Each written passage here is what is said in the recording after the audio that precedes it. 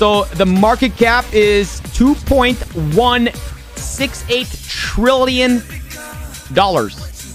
And now the market, oh, it went to zero. Yo! Vidéo introductif qui va donner une brève aperçu le concept de market cap. Donc, j'espère que tout le monde ait une fois entendu parler du site web CoinMarketCap. Ça a été racheté par Binance. Donc, ici, sur CoinMarketCap, on ne va pas faire une récapitulative du site internet, mais vous aurez une vidéo destinée à CoinMarketCap en général. Mais on va s'attaquer sur le market cap.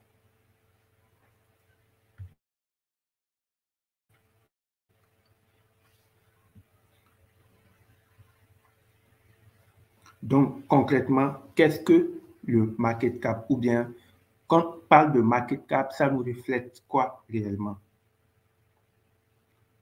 Le market cap, c'est juste la valeur totale de tous les jetons en circulation. C'est la capitalisation boursière d'une crypto-monnaie.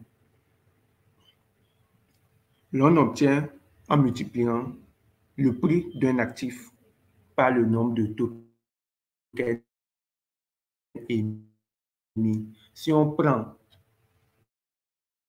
la toute première crypto-monnaie, mais ils n'ont pas duré dans le temps. Même Unity réserve l'énigme qu'on veut aujourd'hui, c'est le Bitcoin. Mais non, si on remarque bien,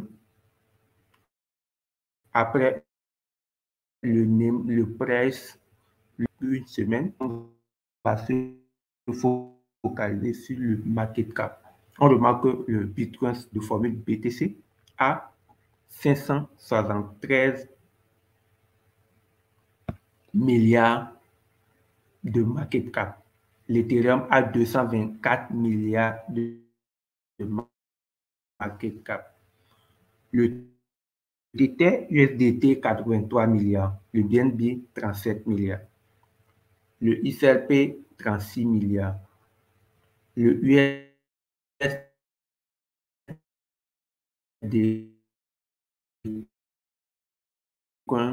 26 milliards. Le Shiba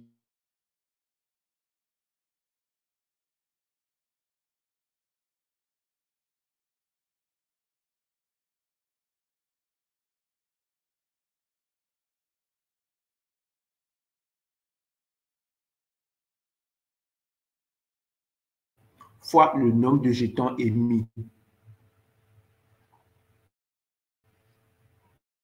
Donc, dans une brève explication, je vais prendre des exemples typiques pour expliquer la définition. Maintenant, pourquoi c'est important le market cap? Cette concert ou bien cette vidéo introductive, c'est pour les investisseurs, les enthousiastes de la crypto-monnaie. J'ai déjà eu à faire une mini-formation, un trade, une publication, LinkedIn sur les conseils stratégiques pour les débutants, n'importe quel type de personnes qui veulent investir dans la crypto-monnaie et faire partie des 10% des personnes rentables dans l'écosystème crypto-monnaie. Donc, c'est pour cela pourquoi est si important le market cap. Le market cap est important parce que contrairement au cours des actifs, ça reflète leur réelle valeur, la valeur réelle de ce projet. Plus la crypto est dite solide, personne ne peut venir influencer, manipuler le cours de cette token. Donc là, il est moins susceptible de subir des fortes fluctuations de prix. Mais par contre, quand la valeur, le market cap est faible, une fois j'ai assez de l'argent, je peux venir fructifier, changer le cours, manipuler comme je veux. C'est pour cela, tous les temps, on remarque chute grandement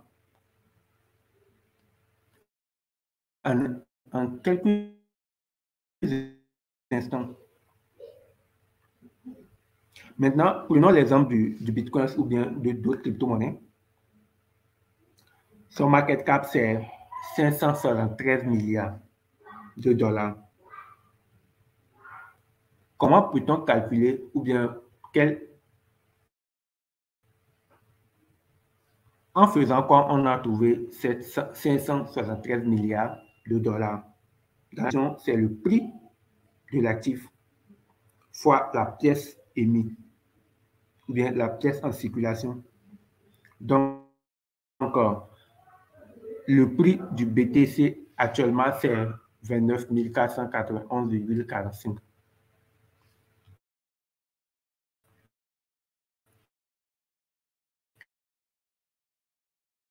Et la pièce émise, on remarque qu'il y a circulation supply, c'est actuellement. Mais la supply totale, c'est 21 millions.